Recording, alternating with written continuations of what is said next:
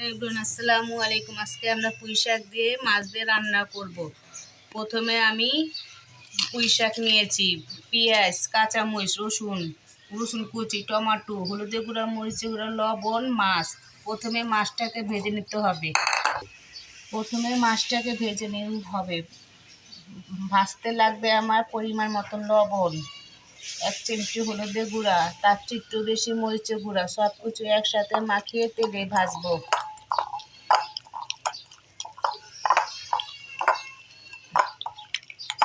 এখন মাছটা আমার ভালোভাবে মাখা শেষ। এখন তেলে ভাজবো।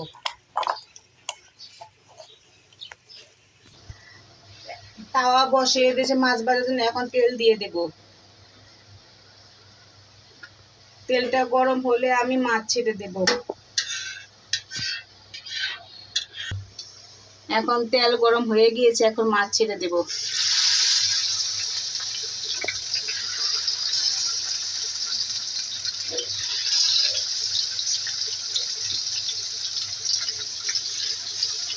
এখন মাছটাকে ভালো করে ভেজে নেব। এখন এক পাশ ভাজা শেষ, আরেক পাশ ভাজবো। এটা ভাঙলে অসুবিধা নেই, মা শাক দিয়ে রান্না করব।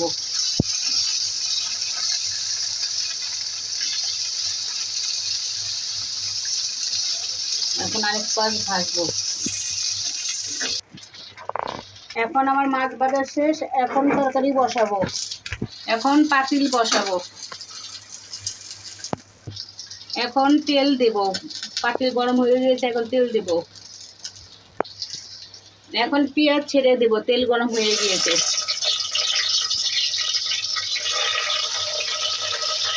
এখন রসুনও ছেড়ে দেব।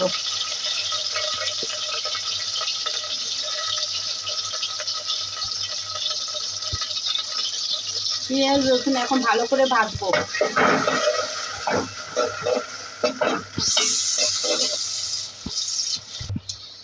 এখন আমার পেঁয়াজ রসুন ভাজা শেষ। এখন আমি পানি দিয়ে দেব।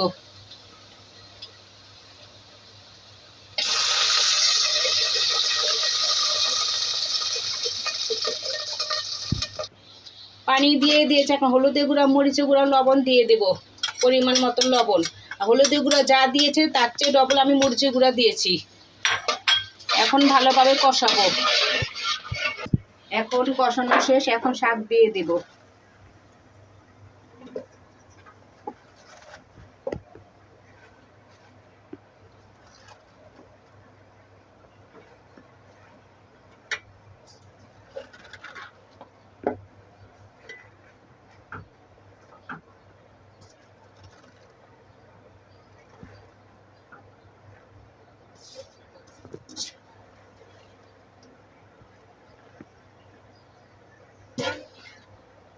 এখন একটু ঢেকে দেবো, একটু পরে নাড়া দেব।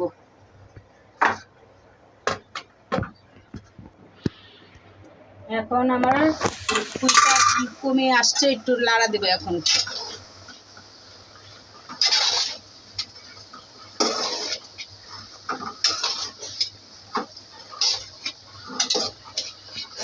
আবার কিছুক্ষণের জন্য রাখবো।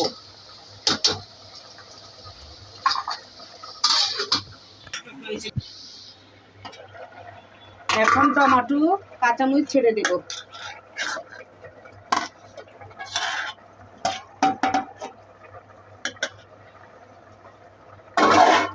এখন নাড়বো।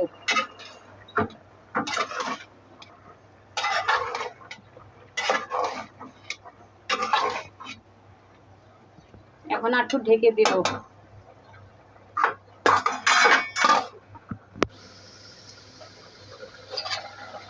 তরকারিটা হয়ে গিয়েছে। এখন আমি 1.5-4 চামচ চিনি দিয়ে দেব।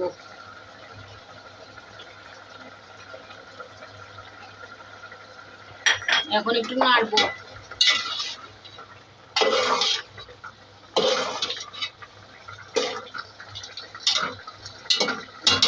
এখন আর কিছুক্ষণ রেখে দেবো। কিছুক্ষণ পরে মাছ দিয়ে দেব। এখন আমার তরকারি হয়ে গিয়েছে। এখন মাছ দিয়ে দেব। মাছ দিয়ে কিছুক্ষণ রাখবো। শেষ।